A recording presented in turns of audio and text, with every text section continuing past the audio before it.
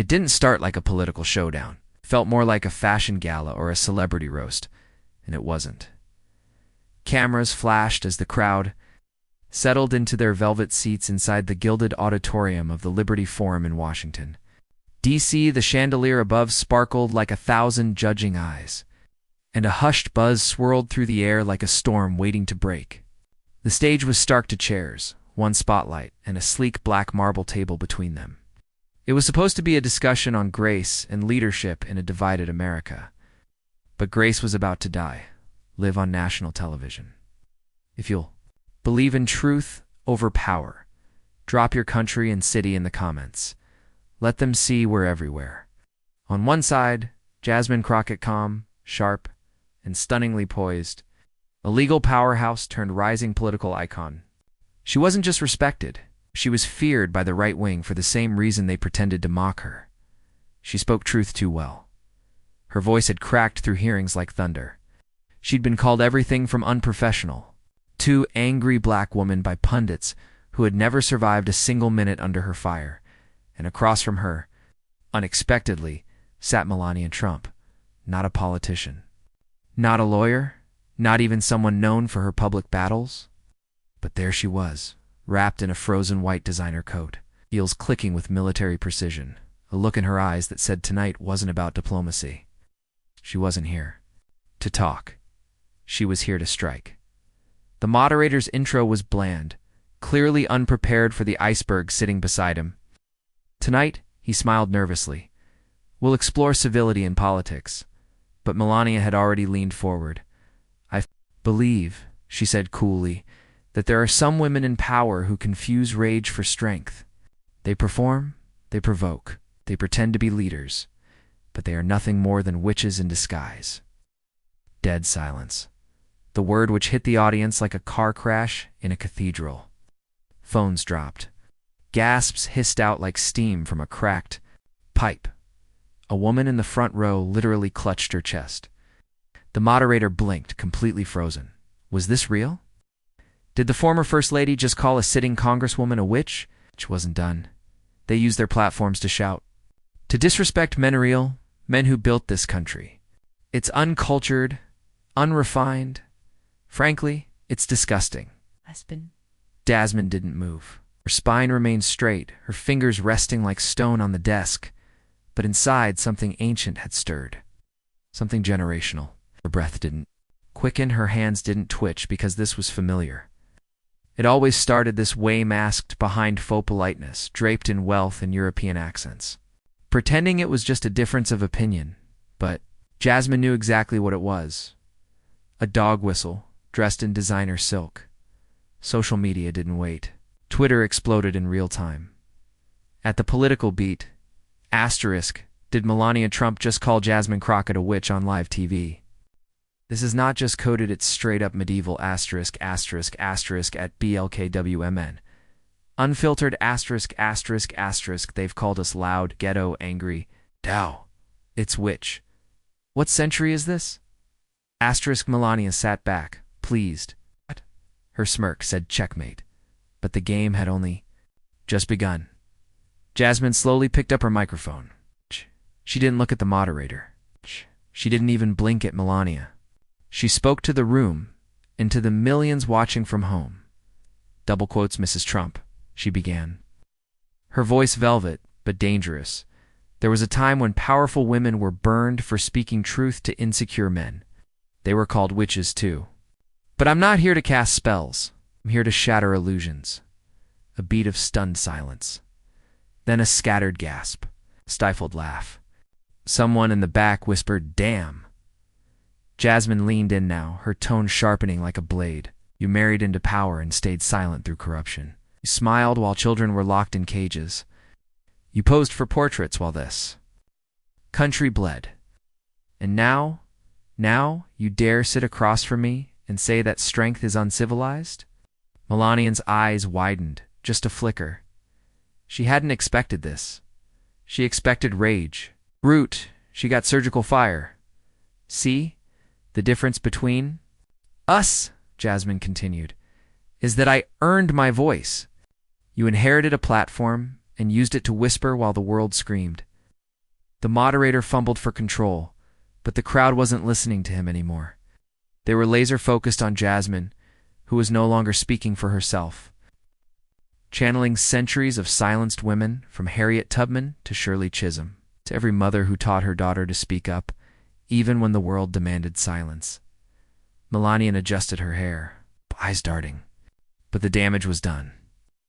She had stepped into the arena thinking she was untouchable. But she didn't realize she was facing a warrior with scars. Deeper than fame and resilience, stronger than luxury. The room had shifted. People weren't sitting upright anymore, they were leaning forward, riveted. It's like churchgoers who'd just heard the sermon take a turn into fire. And Jasmine wasn't done. She looked directly into the camera, into every home, every screen. If using my voice to confront injustice makes me a witch, she said, then consider me the last one you'll ever burn. The crowd erupted, not polite applause, roaring approval. Cheers, whistles, people on their feet. Hashtags were being born every second. Memes were already flooding Instagram, and Melania, she sat still, jaw tight, blinking like the world had just tilted beneath her, because in that moment, live on air, the First Lady didn't just lose an argument. She lost the illusion of control. And Jasmine Crockett didn't just respond, she rewrote the entire narrative in real time, turning a slur into a symbol of power. The night began with a whisper of elegance. It ended with the roar of a reckoning. It started not with a question, but with a smirk. Melania Trump sat reclined under the blazing studio lights, posture a sculpted mix of elegance and entitlement. She hadn't said a word in minutes, letting Jasmine Crockett shine in her moment. Letting the crowd applaud, letting the Congresswoman believe just for a moment that she was winning. And then, with one quiet breath, Melania tilted her head, slowly raised her eyebrows, and whispered into the mic with deliberate venom, "Tell me, Congresswoman, do you always mistake volume for value?" The silence that followed was violent. It didn't feel like a jab. It felt like a blade slid between the ribs with a velvet glove. Gasps rippled across the studio. Even the moderator winced. Jasmine didn't move, but Melania leaned forward now, like a queen, tired of pretending her throne wasn't real. "Yes. You speak with such fury," she continued. "So much fire, but fire doesn't mean light. Not every loud woman is a leader, Jasmine. Some are just ... noise." Then she smiled. That perfect, curated smile, cold, effortless, weaponized. You stand on your soapbox, you bark on television, you go viral yelling at old men in Congress. It's very... She paused, letting the sarcasm drip like poison. But popularity doesn't equal power, and performance doesn't equal policy. I've read your record. Where's the substance beneath the show? There were snickers in the crowd, a few smirks from the conservative influencers seated along the velvet rope line. Phones lit up as tweets started pouring in. Asterisk, asterisk, Melania just nuked Jasmine's career. Asterisk, asterisk, asterisk, this is what elegance looks like under fire. Asterisk, asterisk, asterisk, asterisk, Crockett can't compete with this level of class. Asterisk, asterisk, Melania saw the shift. She fed off it. And then she went in for the kill. Asterisk, you call yourself a voice for the people, she said, voice steady. But when I look at you, all I see is someone who wants fame, not justice. You don't lead, you provoke. You don't solve problems, you just shout about them.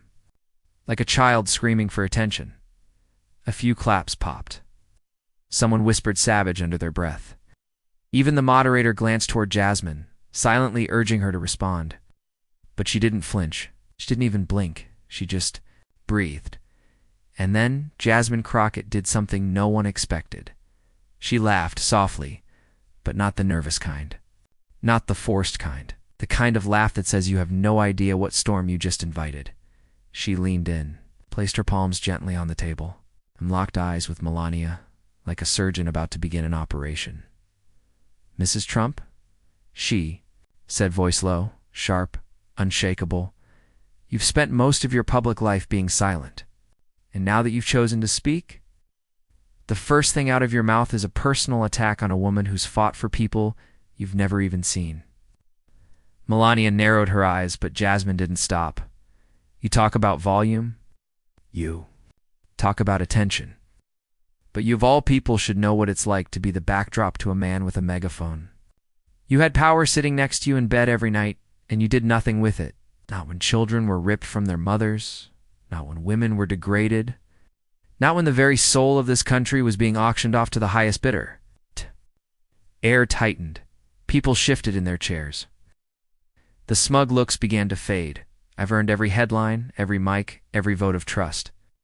I didn't marry my way into relevance. I bled my way into it. I stood in courtrooms defending the forgotten while you were smiling in ballrooms decorated by tax fraud. So when you say I don't build things, believe me, I've built something you'll never understand. Credibility. There it was.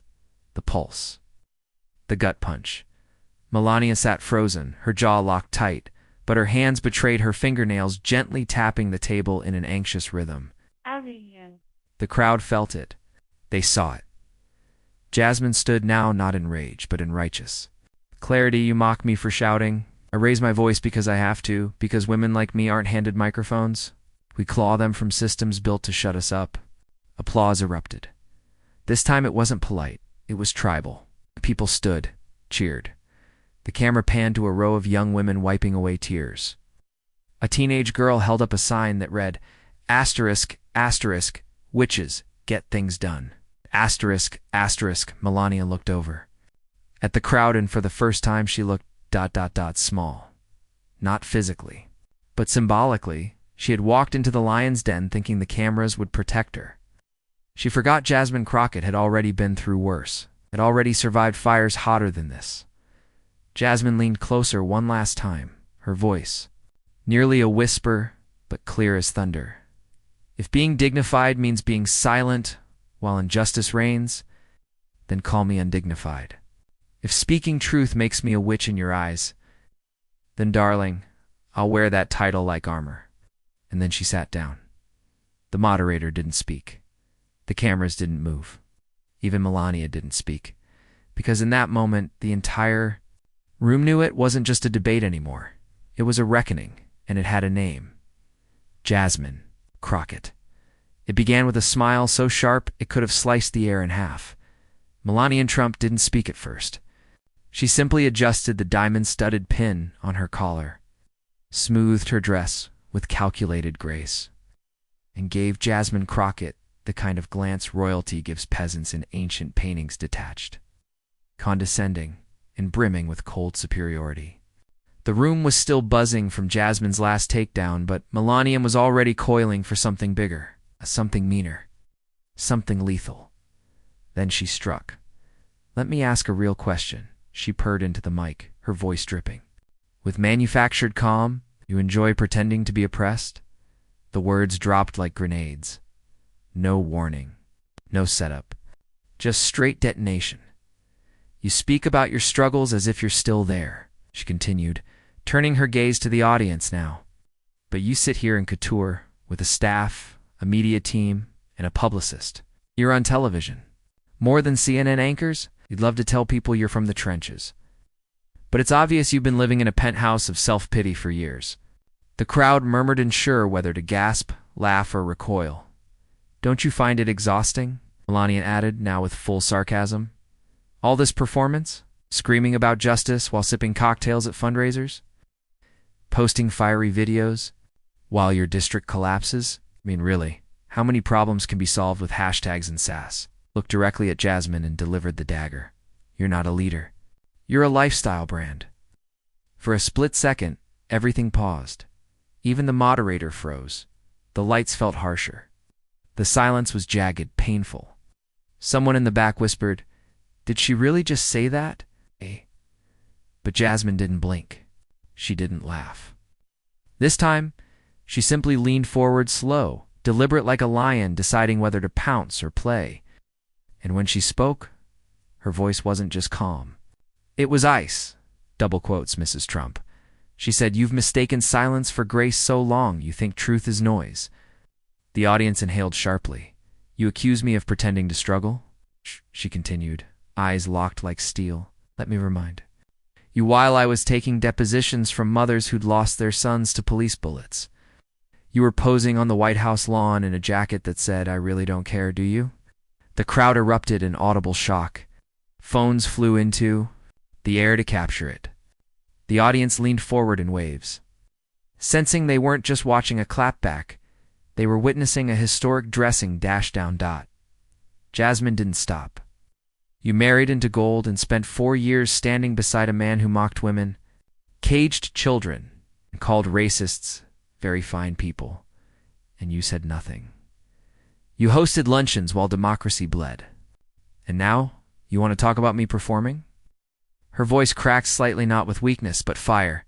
"You say I'm a brand? Good, because brands last longer than puppet queens with nothing to say, 'cause I'll be here after the cameras." Stop, after the applause fades. After every silk-wrapped lie you've told collapses under the weight of its own fraud. Melania blinked fast twice. The moderator shifted in his seat, unsure if he should interrupt or just sit back and let history write itself. "You mock my district?" Jasmine pressed on.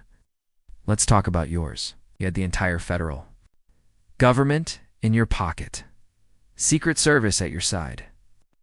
Influence over the President of the United States. And still, you couldn't get your Be Best campaign to do anything except trend for a week. Meanwhile, I've passed 4 bills this year. 4. Real change. Real people helped. She leaned in, this time lower, as if sharing a secret. "Here's the truth, Melania. Can't stand women like me. Not because I'm loud, not because I'm bold, but because I didn't need a husband to get this seat. I earned it. I fought for it. And I'm not afraid to burn down the system that once told girls like me to sit down and smile." The crowd went wild. Standing ovation, applause that shook the studio. A chant began to form low at first, then growing. Asterisk, asterisk, which? Asterisk, asterisk, not. An insult, a title, an anthem. Melania's face turned pale. Her hands gripped the arms of her chair. Her smile, once her weapon, vanished entirely. And then Jasmine delivered the death blow. "You want to humiliate me? To paint me as loud, fake, undeserving? But let me be crystal clear. The only fraud on this stage is the one who watched tyranny from a palace window and called it etiquette dead." Silence. No more snickers. No more smirks. Just the slow realization that Melania and Trump had walked into. A rhetorical gunfight armed with a purse full of perfume and shame. Cameras zoomed in on her face, stone cold. She didn't speak. She couldn't. Because Jasmine Crockett had turned the attempted humiliation into resurrection.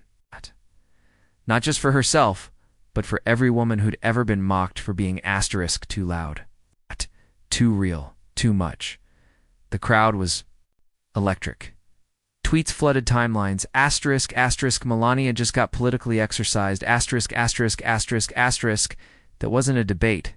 That was a rebirth. Asterisk, asterisk, asterisk, asterisk. Crockett didn't survive the fire. She is the fire. Asterisk, asterisk, and Jasmine. She just sat back, cool, calm, victorious.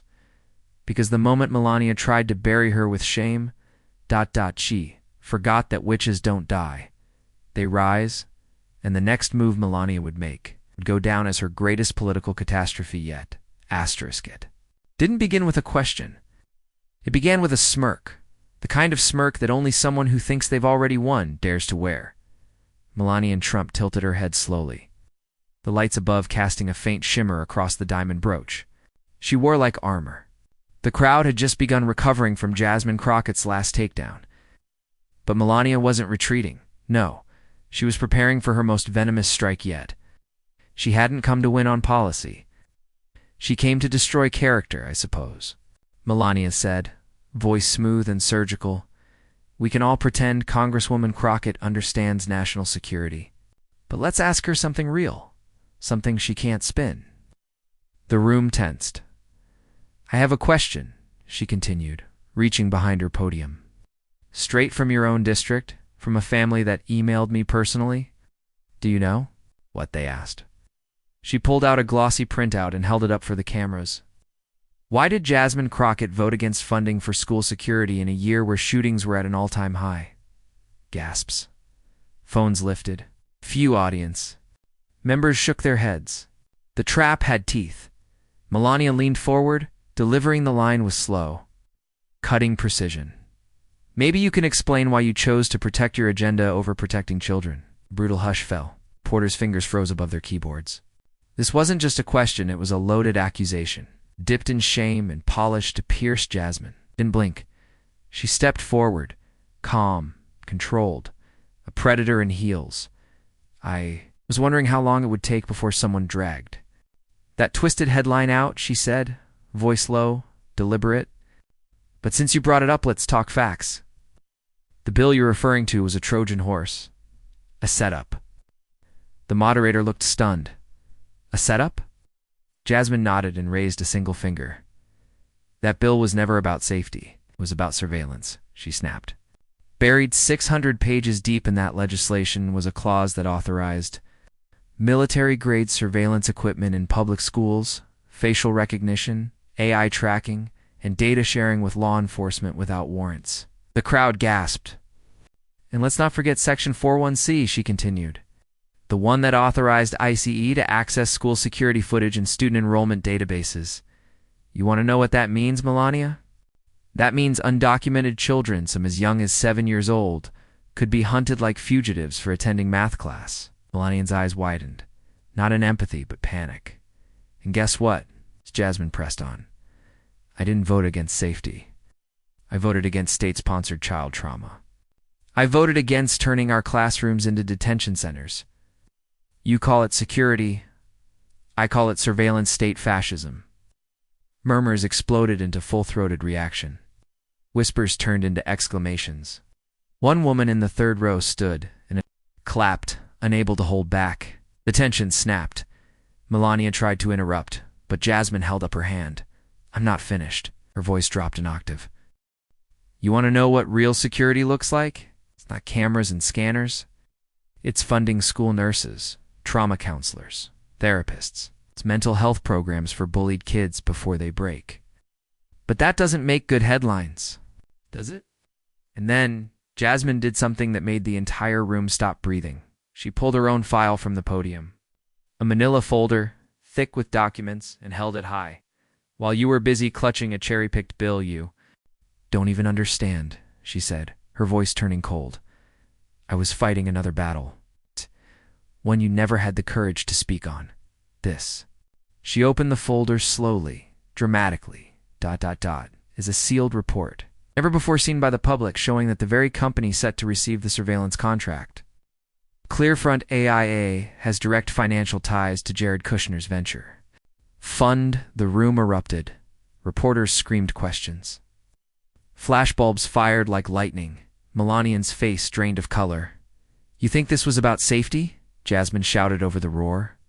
No, this was a backdoor family business deal, masquerading as concern for children's lives. And you want to come here and call me unqualified?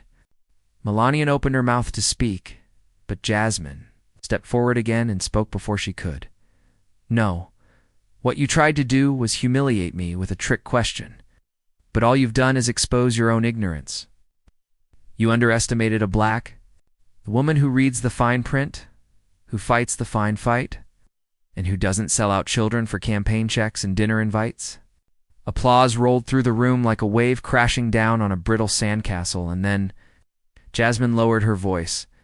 But let me leave you with this, she said, eyes locked to the camera, a deadly calm in her words. America just saw. What happens when you corner a woman with a spine of steel and a memory like a courtroom transcript? You tried to trap me with a lie. I buried you with the truth. But the bomb I'm dropping next, it won't just end this conversation. It will end careers. And with that, Jasmine turned the folder toward the crowd, ready to read out names. This wasn't over. It was just the beginning of a political reckoning. It didn't start with a word. It started with a blink. Melania Trump blinked twice, repeatedly, as if her mind was buffering, trying to process what had just hit her. For the first time in the broadcast, the former First Lady looked ... lost. The woman who once posed in gold-drenched palaces was now standing under congressional lighting that showed every flinch, every crack in the mask. A hollow silence swept Across the hearing room, like a gust of wind in a church after a heretic speaks, Jasmine Crockett hadn't raised her voice. She hadn't thrown a punch. She had simply detonated truth with surgical precision. The shockwaves were already hitting. Melania tried to recover. She straightened her spine, lifted her chin, and attempted a smile. But the muscles didn't quite obey.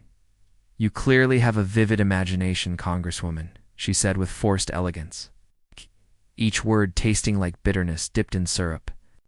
"But I was invited here to discuss policy, not participate in whatever ... this circus is." A few allies clapped weakly, clearly unsure if they should. Jasmine didn't even look at her. She turned to the moderator. "May I continue?" The moderator nodded slowly, sensing something historic was unfolding. Jasmine lifted a printed sheet, holding it toward the camera. "This isn't fiction," she said, voice steady as stone. "This is a leaked internal memo from a foundation co-chaired by Mrs. Trump, listing undisclosed international donations totaling more than $42 million money. How to stay rooted through shell accounts tied to regimes currently under federal sanctions." Gasps. Audible gasps. Melania's hands curled around the table's edge. "That's fake. That's slander." "It's notarized and time-stamped," Jasmine replied without blinking. "We confirmed it with 2 whistleblowers, both of whom served on your staff." Boom. The temperature dropped. The camera zoomed in. Every American watching knew what they were witnessing. A royal facade collapsing in real time. Melania's voice raised. "You're attacking my family for headlines." "You attacked your country for profit," Jasmine snapped. "Don't mistake my tone for disrespect. This isn't about tabloids. This is about treason dressed in designer heels." The crowd stirred. Aides shifted nervously. Phones lit up with breaking news alerts. Melania's mask was slipping fast. She reached for her water again, but this time, her hand trembled. Jasmine stepped in closer. Every syllable now slicing like ice. "You tried to paint me as a witch. Fine, call me one. Because if being a witch means exposing corruption, dragging buried secrets into daylight, and refusing to bow to families who think wealth equals immunity, then hand me the broom." The audience erupted. Reporters stood to film with their phones. Even members of the opposition looked stunned, as if history had taken an unexpected left turn. Melania tried one last play. "This is a personal vendetta. You're jealous.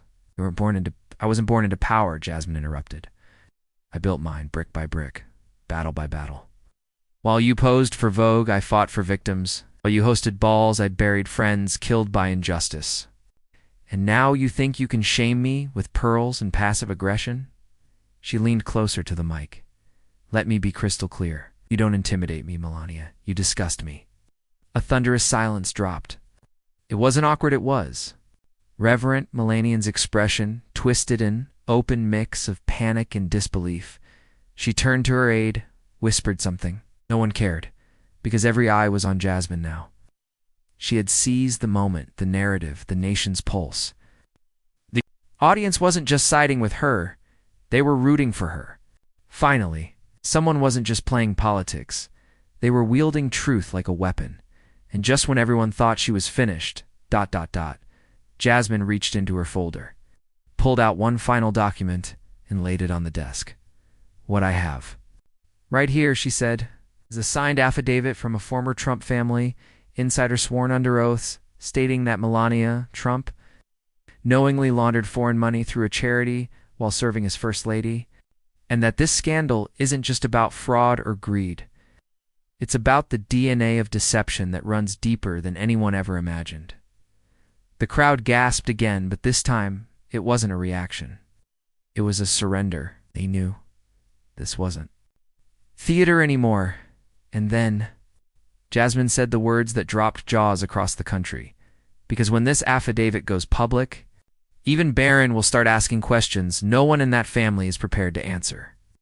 Melania's eyes widened. The world froze. And in that frozen moment between revelation and reckoning, the entire chamber realized Jasmine Crockett hadn't just won the battle. She had rewritten the war. It began with a smile, but not Jasmine's. Melania and Trump's smile, a strange, hello grin, the kind someone wears when they're moments from collapse, but too proud to show the tremor in their chest.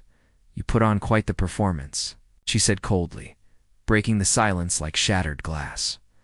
But theatrics don't make you right. Audience stayed still. Melania leaned forward, voice low, almost too smooth. You think you're the hero? You're not. You're just loud. Loud doesn't mean brave. Loud doesn't mean right. Jasmine didn't respond. She simply stared. Melania pushed further. This hearing was never about truth. It was a stage. And you. You're just a character, angry, bitter, desperate to be seen.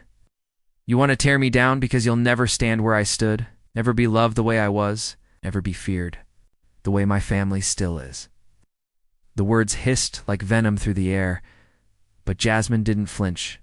Instead, she leaned in slowly, her eyes dark with something deeper than rage. Something colder. No, she said softly. This isn't about being loved. This is about being remembered. Melania blinked, and Jasmine stood. You walked in here thinking you were untouchable, that status could protect you, that your name still meant something. But names don't matter when the foundation beneath them is rotting. She turned to the crowd. The Trump name isn't a dynasty. It's a crime scene. And you, Melania, are standing right in the middle of it, wearing white gloves, while the floor bleeds beneath you. The audience murmured.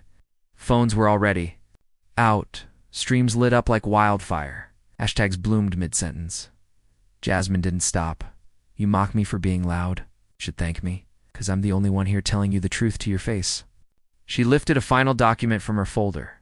Asterisk on this flash drive. She said, holding it between two fingers like a match about to drop, is a recorded phone call made just 4 days ago.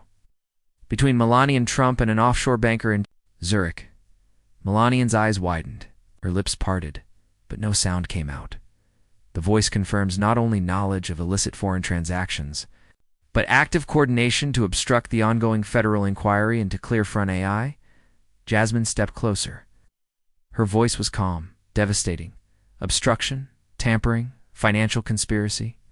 But you know what really made my blood run cold? She tapped the file gently. You joked about how easy it would be to blame it all on Jared if the feds ever came calling. You called him, and I quote, your insurance policy. Gasps shot through the room. Reporters surged forward. One aide bolted out the back door with a phone to their ear. Jasmine leaned in, her voice now barely above a whisper, but somehow louder than any scream. You talk about love, about power. But what kind of mother sells secrets and hides behind a child to avoid the fallout? Melania's mouth quivered. Jasmine stepped back, her voice rising like a final trumpet at the end of a war. You wanted to end me with shame? You don't understand? Shame doesn't work on women who have already walked through fire. But truth burns. And tonight, Melania, just lit the match under your own throne. And then she turned to the audience. Slowly, the chamber was dead silent, except for one voice from the back that called out, say her name again? The crowd responded, Jasmine Crockett. The chant grew louder until the walls felt like they might collapse under the weight of justice finally spoken. But Jasmine wasn't finished. She turned one last time to Melania, who now looked pale, almost unrecognizable. You thought this would be your moment of triumph. But it's not, Jasmine said. It's your moment of exposure, because the world just saw who you really are.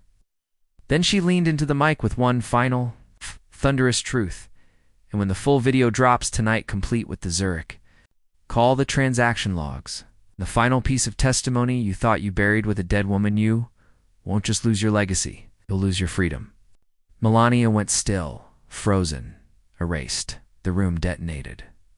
Cheers, tears, shock, and just as the security team quietly approached the back door, Jasmine Crockett turned to the camera, pointed her finger, and delivered the sentence that would ricochet across every screen in the world. And if you think that was the end, just wait until America hears what we found inside Baron Trump's sealed file. The crowd exploded, and the world watching in real time knew This wasn't just the end of a debate. It was the beginning of a political apocalypse. It didn't end with a gavel or a walkout, or even a word. It ended with a sound most deafening. In politics, silence, not the silence of order, silence of defeat. Melania Trump's lipstick had faded. Her posture, once regal, had collapsed inward like a castle with its foundation ripped out. For a woman trained to endure press storms with a blank stare, this moment had broken through the facade. No PR team could fix this. No witch accusation could distract now, because Jasmine Crockett had just turned the entire room and the nation into her courtroom. Truth had already delivered the verdict. What followed wasn't drama, it was history. Melania stood, trying to save face, but her hands trembled, not with fear, with exposure. For decades, she'd been untouchable. But in that one night, she became what she tried so hard to avoid, accountable. And she knew it. She gave no statement, no apology, not even a glance back, only the retreat of a woman whose carefully curated world had been peeled apart on live television. But Jasmine, she didn't smirk. She didn't celebrate. She ascended. She turned to the stunned chamber, her voice steady, calm/surgical. "You don't need a crown to be powerful," she said, her tone like a blade hidden in velvet. "And you sure as hell don't need a last name that was bought, not earned." The room didn't dare move. She stepped forward. Tonight wasn't about humiliating someone. It was about liberating the truth. It's about telling every young girl watching especially, the ones with kinky hair and bold voices, that you don't have to shrink to fit their comfort. You don't have to bow to their lies. Jasmine held the floor like a storm holds the sky. This chamber has long rewarded arrogance, dressed as tradition. But tonight, you all saw what happens when you throw truth into that machine. It breaks. Her voice deepened. "Melania called me a witch. Let me make this clear. If being a witch means I don't kneel to bullies, don't flinch at intimidation, and don't allow power to silence what's right, then so be it. Cast your spells, call me names, 'cause the only magic I deal in is truth, and that ... is terrifying to people who've built their empires on lies." A gasp from the balcony, a half-choked sob from the far side. Jasmine looked up, not to the politicians but to the people. "You saw what they did. You saw how they tried to twist my voice into venom. But venom only burns when it's hiding something. Me, I'm transparent, I'm loud, I'm unapologetically armed with facts. Then came the final blow, not to Melania, but to all of them. To every system that told me I didn't belong here. I belong because you're afraid I do. That fear? That's your confession." Silence, then a ripple of movement. At first a single clap, then another, then a wave, a standing ovation that wasn't just applause, it was an uprising. Not just for Jasmine, not just against Melania, but for truth, for integrity. For every unheard voice that never got this moment, Jasmine stood firm, letting the sound roll over her like thunder on steel. But when it finally quieted, she looked straight into the camera, not with anger, but with fire, and delivered her closing words, like scripture. "This isn't just a victory for me, it's a warning shot. If you think you can weaponize power to suppress truth, think again. We're not scared anymore. We're not silent. And we're damn sure not going back." She held the flash drive once more. This is what justice looks like when it refuses to flinch. Then she pointed at the lens at us. "So I ask you watching, this from your phone, your living room, your late-night doom scroll, do you believe this was justice? Do you think silence is still safe? Are you ready to rise with us?" Her voice cracked, not with weakness, but with truth, too big for one body to contain. If you believe in exposing lies, challenging the elite, in making noise that shakes, marble walls, share this.com at your city, your country, your name. Let them know we're not shadows anymore. We are witnesses. We are warriors. And we are just getting started. And with that, she walked off. Not away from the fight, but toward a revolution.